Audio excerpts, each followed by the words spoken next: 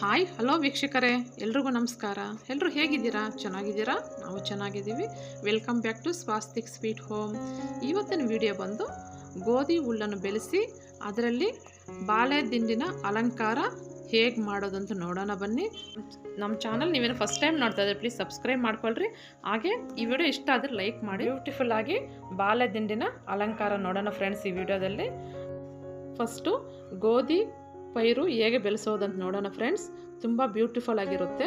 Miss ಮಾಡದೆ ಈ video ಪೂರ್ತಿ ನೋಡಿ ಫ್ರೆಂಡ್ಸ್. ಫಸ್ಟು ಗೋಧಿ ತಗೋಬೇಕು. ಕ್ವಾಲಿಟಿ ಚೆನ್ನಾಗಿರೋ ತಗೋಬೇಕು. ಗೋಧಿ ಪಾಲಿಷ್ ಮಾಡಿರೋ ತಗೊಳಕ್ಕೆ ಹೋಗ್ಬೇಡ್ರಿ, ನಾರ್ಮಲ್ ಗೋಧಿನೇ ತಗೊಳ್ರಿ. ಈ ಮಾಲುಗಳಲ್ಲೆಲ್ಲ ಪ್ಯಾಕೆಟಲ್ಲಿ ಮಾರ್ತಾರೆ ಗೋಧಿ, ಅದು ಪಾಲಿಷ್ ಮಾಡಿರಿ, ಎಲ್ಲ ಒಡೆದಿರಬಾರ್ದು. ಕ್ಲೀನಾಗಿ ಚೆನ್ನಾಗಿರೋ ತಗೋಬೇಕು. ಇವಾಗ 2 ಸಲ ತೊಳೆದು ನೀರೆಲ್ಲ ಬಗ್ಸ್ಕೊಳ್ರಿ. ಒಂದಿನ ಆದಮೇಲೆ ತೋರಿಸ್ತೀನಿ. ಇದು ನೆಕ್ಸ್ಟ್ ಡೇ ಚೆನ್ನಾಗಿ ನೆಂದಿದೆ. ಈಗ ನಾವು ಕೈ ಹಾಕಿ ಜಾಸ್ತಿ ಮಿಕ್ಸ್ ಮಾಡಬಾರ್ದು, ಯಾಕಂದರೆ ಸ್ವಲ್ಪ ಸ್ವಲ್ಪ ಲೈಟಾಗಿ ಮೊಳಕೆ ಸ್ಟಾರ್ಟ್ ಆಗಿರುತ್ತೆ. ಇವಾಗ ಒಂದು ನೀರೆಲ್ಲ ಬಗ್ಸ್ಬಿಟ್ಟು ಸ್ವಲ್ಪ 2 ಸಲ ತೊಳ್ಕೊಬೇಕು, ನೀರು ಸ್ಮೆಲ್ ಇರುತ್ತೆ. ಇವಾಗ ಒಂದು ಕಾಟನ್ ಬಟ್ಟೆ ತಗೊಂಡು ಗೋಧಿ ಎಲ್ಲ ಹಾಕೋಬೇಕು. ಕಾಟನ್ ಬಟ್ಟೆ ಎಲ್ಲ ಹಾಕೋಬೇಕು. ಗೋಧಿ ಎಲ್ಲ ಹಾಕೊಳ್ರಿ.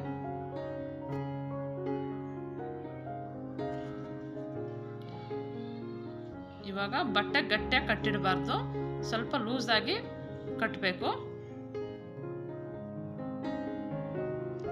ಈ ಥರ ಒಂದು ಪಾತ್ರೆ ತಗೊಳ್ರಿ.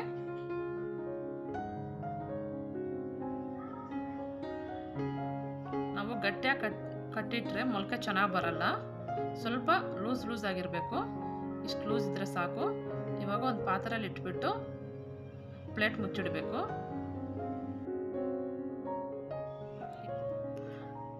ಸ್ವಲ್ಪ ಗ್ಯಾಪ್ ಕೊಟ್ಬಿಟ್ಟು ಪ್ಲೇಟ್ ಮುಚ್ಚಿಡಬೇಕು. ಇವಾಗ ಎರಡನೇ ದಿನ ಬಂದು ಹೇಗೆ ಬಂದಿದೆ ಅಂತ ತೋರಿಸ್ತೀನಿ. ಫುಲ್ ನೋಡ್ರಿ ಫ್ರೆಂಡ್ಸ್, ತುಂಬ ಚೆನ್ನಾಗಿ ಬಂದಿದೆ ನೋಡ್ರಿ. ಫುಲ್ ಬೇರುಗಳೆಲ್ಲ ಬಂದ್ಬಿಟ್ಟಿದೆ. ಮೊಳಕೆ ಬಂದು ತುಂಬ ಉದ್ದುದ್ದ ಚೆನ್ನಾಗಿ ಬಂದಿರುತ್ತೆ. ಈ ಥರ ಬಂದಿರಬೇಕು. ಇವಾಗ ನಿಧಾನಕ್ಕೆ ಬಿಡಿಸ್ಕೋಬೇಕು ನಾವು. ಇವಾಗ ನಾವು ಮೊನ್ನೆಗೆ ಹಾಕೋಬೇಕು. ಈ ಥರ ಎಲ್ಲ ಬಿಡಿಸಿದ್ದಾಯಿತು ನೋಡಿ ಫ್ರೆಂಡ್ಸ್. ಕಾಣಿಸ್ತಾ ಇದೆಲ್ಲ ಎಷ್ಟು ಚೆನ್ನಾಗಿ ಕಾಣಿಸ್ತಾ ಇದೆ. ಮೊಳಕೆ ಚೆನ್ನಾಗಿ ಉದ್ದುದ್ದ ಬಂದಿರುತ್ತೆ. ಇವಾಗ ನಾವು ಮೊನ್ನೆಗೆ ಹಾಕ್ಕೊಳ್ಳೋಣ. ಈ ಬೇಷನು 2 ಬೇಷನ್ ತಗೊಂಡಿದ್ದೀನಿ. ಈ ಬೇಷನಲ್ಲಿ ಬಂದು ನಾನು ಬಾಳೆಕಾಯಿ ದಿಂಡು ಸಿಕ್ಸೋಕ್ಕೆ ರೆಡಿ ಮಾಡ್ತಾಯಿದ್ದೀನಿ. ನಿಮ್ಮ ಮನೇಲಿ ಯಾವುದಿದ್ರೆ ಅದರಲ್ಲಿ ರೆಡಿ ಮಾಡ್ಕೋಬೋದು. ಈ ಥರ ಮಣ್ಣು ಬಂದು ಕ್ವಾಲಿಟಿ ಚೆನ್ನಾಗಿರೋ ತಗೊಳ್ರಿ.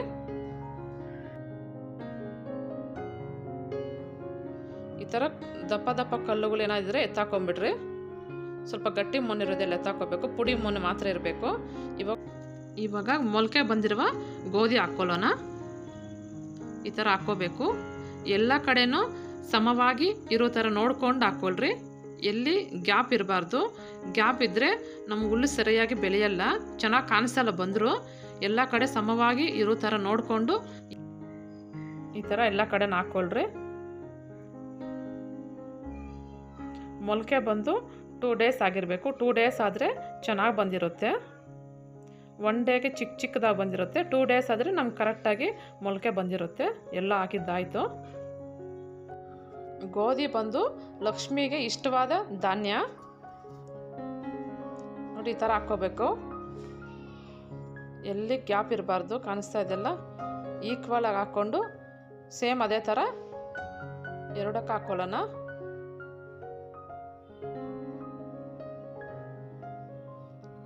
ಹಾಕಿದ್ದಾಯಿತು. ಗೋಧಿ ಎಲ್ಲ ಹಾಕಿದ್ದಾಯ್ತಲ್ವ. ಇವಾಗ ಸ್ವಲ್ಪ ಮಣ್ಣು ಹಾಕ್ಕೊಳ್ರಿ. ಮೇಲೆ ಸ್ವಲ್ಪ ಮಣ್ಣು ಹಾಕ್ಕೋಬೇಕು.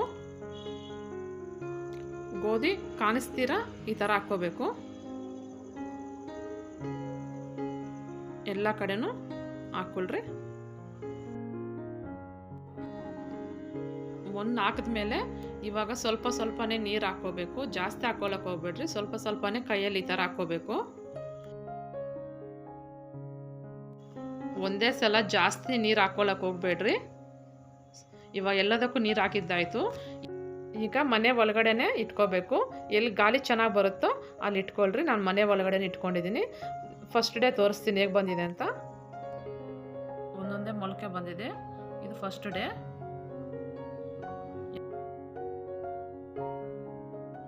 ನೀರು ಬಂದು ದಿನಕ್ಕೆ 1 ಟೈಮ್ ಹಾಕ್ತಾರೆ ಸಾಕು. ಸ್ಪ್ರೇ ಮಾಡ್ಕೋಬೇಕಷ್ಟೇ ನೀರು ಲೈಟ್.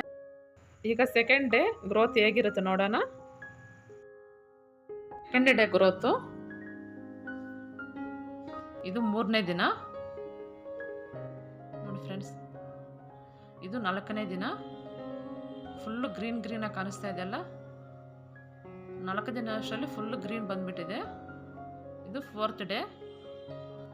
ಇದು 5ನೇ ದಿನ ನೋಡ್ರಿ ಎಷ್ಟು.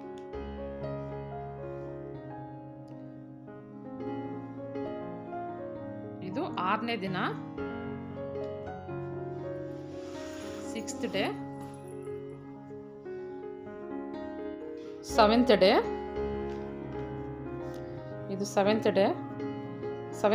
7th ಡೇ ಗ್ರೋತ್ ಬಂದು ಈ ಥರ ಚೆನ್ನಾಗಿದೆ. ಫುಲ್ ಎಲ್ಲ ಹೈಟ್ ಬಂದ್ಬಿಟ್ಟಿದೆ. 8 ದಿನ. ಇದು 8ನೇ ದಿನ. 8ನೇ ದಿನ ಕರೆಕ್ಟಾಗಿ ಬಂದಿದೆ. ಇವಾಗ ನಾವು ಅಲಂಕಾರ ಮಾಡ್ಕೋಬೋದು. ಇವಾಗ ಬಾಳೆ ದಿಂಡು ಅಲಂಕಾರ ಹೇಗೆ ಮಾಡೋದು ಅಂತ ನೋಡೋಣ ಫ್ರೆಂಡ್ಸ್. 8 ದಿನಕ್ಕೆ ಈ ಥರ ಬಂದಿದೆ. ಒಂದು ಸ್ವಲ್ಪ ಉದ್ದ ಇದ್ದರೂ ಚೆನ್ನಾಗಿರುತ್ತೆ. 8 ಡೇಸ್ ಆಗಿ ಕರೆಕ್ಟಾಗಿ ಚೆನ್ನಾಗಿ ಬಂದಿದೆ. ಸ್ಮಾತ್ ಒಂದು ದಿನ 7 ಡೇಸ್ಗೂ ಅಲಂಕಾರ ಮಾಡ್ಕೋಬೋದು. ಇದು ಬಾಳೆ ದಿಂಡು ಸಿಕ್ಸಕ್ಕೆ ಮಾಡಿಸಿರೋ ಸ್ಟ್ಯಾಂಡು. ನಾನು ಸಪ್ರೇಟಾಗಿ ಬಾಳೆ ದಿಂಡು ಸಿಕ್ಸಕ್ಕೆ ಅಂತಲೇ ಈ ಥರ ಸ್ಟ್ಯಾಂಡ್ ಮಾಡಿಸ್ಕೊಂಡಿದ್ದೀನಿ. ಈ ಥರ ಸ್ಟ್ಯಾಂಡ್ ಮಾಡಿಟ್ಕೊಂಡ್ಬಿಟ್ರೆ ಹಬ್ಬಗಳಲ್ಲಿ ಪೂಜೆಗಳಿಗೆಲ್ಲ ಅಲಂಕಾರ ಮಾಡ್ಕೊಳ್ಳೋ ಚೆನ್ನಾಗಿರುತ್ತೆ. ಇವಾಗ ಬಾಳೆ ದಿಂಡು ಎಷ್ಟು ವೆಯ್ಟ್ ಇದ್ದರೂ ಸಿಕ್ಸಕ್ಕೆ ತುಂಬ ಚೆನ್ನಾಗಿರುತ್ತೆ. ಈ ಥರ ಮಾಡಿಸಿಟ್ಕೊಂಡ್ರೆ ತುಂಬ ಚೆನ್ನಾಗಿದೆ, ವೆಯ್ಟು ಇದೆ. ಇವಾಗ ಅಲಂಕಾರ ಹೇಗೆ ಮಾಡೋದು ನೋಡೋಣ. ಇವು ಬೆಳೆಸಿರೋ ಹುಲ್ಲು ಮೇಲೆ ಈ ಥರ ಇಟ್ಕೊಂಡು ಚಿಕ್ಕದಾಗಿ ಹಿಂಗೆ ಹೇಳಿದ್ರೆ ಸಪ್ರೇಟಾಗಿ ಹೋಗುತ್ತೆ. ತುಂಬ ಈಸಿಯಾಗಿ ಓಪನ್ ಆಗುತ್ತೆ. ಈ ಥರ ತೆಗಿಬೋದು. ನೋಡಿ ಫ್ರೆಂಡ್ಸ್, ಬೇರುಗಳೆಲ್ಲ ಎಷ್ಟು ಚೆನ್ನಾಗಿ ಬಂದಿದೆ ಅಂತ. ಸ್ವಲ್ಪನೂ ಮೊನು ಉದುರ್ತಾ ಇಲ್ಲ. ಫುಲ್ ಎಲ್ಲ ಕೂಡ್ಕೊಂಡ್ಬಿಟ್ಟಿದೆ ಬೇರುಗಳೆಲ್ಲ. ಕಾಣಿಸ್ತಾ ಇದೆಯಲ್ಲ ಎಷ್ಟು ಚೆನ್ನಾಗಿದೆ. ಇವಾಗ ಹುಲ್ಲು ತೆಗೆದಿದ್ದಾಯ್ತಲ್ವ. ಇವಾಗ ಸ್ಟ್ಯಾಂಡ್ ಇಟ್ಕೋಬೇಕು. ಈಗ ಸ್ಟ್ಯಾಂಡ್ ಇಟ್ಕೊಳ್ರಿ. ಇಟ್ಕೊಂಡು ಸೆಂಟ್ರಲ್ಲಿ ಸಿಕ್ಸ್ಕೋಬೇಕು. ಈ ಥರ ಸೆಂಟ್ರಲ್ಲಿ ಸಿಕ್ಸ್ಕೊಳ್ರಿ. ಈ ಥರ ನಿಧಾನಕ್ಕೆ ಸಿಕ್ಸ್ಬೇಕು. ಫ್ರೆಂಡ್ಸ್, ನಿಮ್ಗೆ ಈ ವಿಡಿಯೋ ಇಷ್ಟ ಆಗಿದ್ದರೆ ಪ್ಲೀಸ್ ಸಬ್ಸ್ಕ್ರೈಬ್ ಮಾಡ್ಕೊಳ್ರಿ, ಮಿಸ್ ಮಾಡಬೇಡ್ರಿ. ಈ ಥರ ನಿಧಾನಕ್ಕೆ ಇಡಬೇಕು. ಸಿಕ್ಸಿದ್ದಾಯಿತು. ಈಗ ಇನ್ನೊಂದು ಇದೇ ಥರ ಮಾಡ್ಕೊಳ್ಳೋಣ.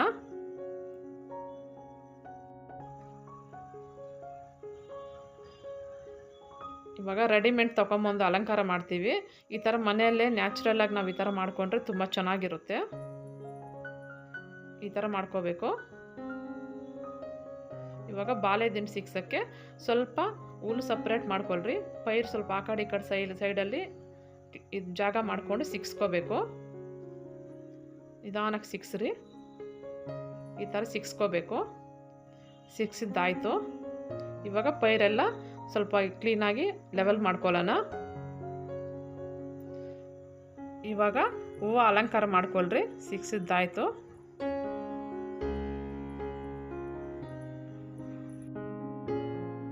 ನಿಮ್ಗೆ ಯಾವ ಹೂವು ಬೇಕೋ ಆ ಹೂವು ಅಲಂಕಾರ ಮಾಡ್ಕೋಬೋದು. ನೀವು ಯಾವ ಥರ ಬೇಕಾದರೂ ಮಾಡ್ಕೋಬೋದು ಅಲಂಕಾರ. ಆದರೆ ಬ್ಯೂಟಿಫುಲ್ಲಾಗಿ ಕಾಣಿಸ್ತಾ ಇರುತ್ತೆ. ಬಾಳೆ ದಿಂಡು ಹುಲ್ಲಲ್ಲಿ ಬೆಳೆದಂಗೆ ಕಾಣಿಸ್ತಾ ಇದೆಯಲ್ಲ. ನೋಡಿ ಫ್ರೆಂಡ್ಸ್, ಹೂವು ಅಲಂಕಾರ ಮಾಡಿದ್ದಾಯಿತು. ತುಂಬ ಚೆನ್ನಾಗಿದೆ. ನಾನು ಗ್ಲಾಸಲ್ಲಿ ಹುಲ್ಲು ಬೆಳೆಸಿದ್ದೆ. ನಿಮಗೆ ಬೇಕಾದರೆ ಸುತ್ತು ಈ ಥರ ಅಲಂಕಾರ ಮಾಡ್ಕೋಬೋದು. ಐಸ್ ಕ್ರೀಮ್ ಕಪ್ಸ್ ಬರುತ್ತಲ್ಲ, ಅದರಲ್ಲಿ ಸ್ವಲ್ಪ ಹುಲ್ಲು ಬೆಳೆಸಿದ್ದೆ. ನೀವು ಬೇಕಾದರೆ ಈ ಥರ ಅಲಂಕಾರ ಸುತ್ತು ಅಲಂಕಾರ ಮಾಡ್ಕೋಬೋದು. ಈಗ ಅಲಂಕಾರ ಮಾಡಿದ್ದಾಯಿತು. ಹೇಗೆ ಕಾಣಿಸ್ತಾ ಇದೆ ಅಂತ ನೋಡಿ.